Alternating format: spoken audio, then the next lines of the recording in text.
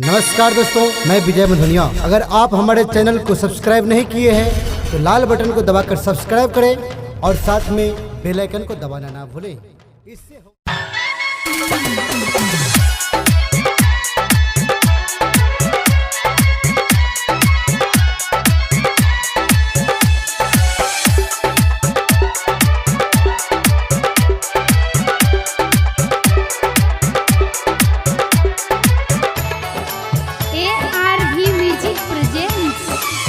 कहता लिख दियो हम तोरा हाथ में सिद्ध खाना रहबोगे हम तोरा साथ में कह देना लव यू तू हो बात बात में करेला प्रेम चले धारा कात में करेला प्रेम चले धारा कात में कहता लिख दियो हम तोरा हाथ में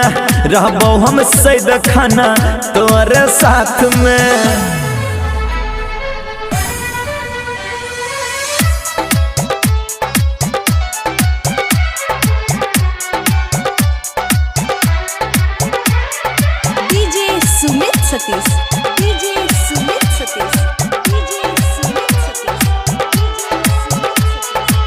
चेहरा पर लागल छो जुल्फी के पर्दा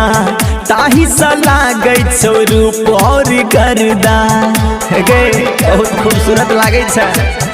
हाँ चेहरा पर लागल छो जुल्फी के पर्दा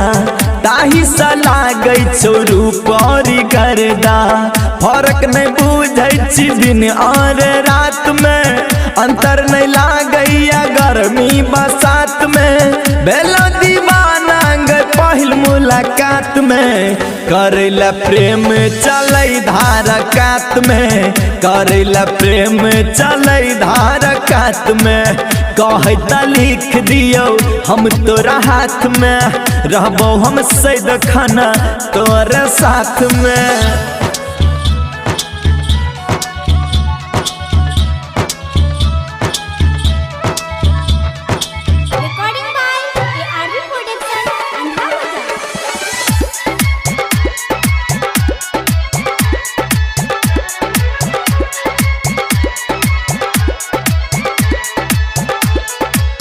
जालिम जमाना के ले नहीं तू टेंशन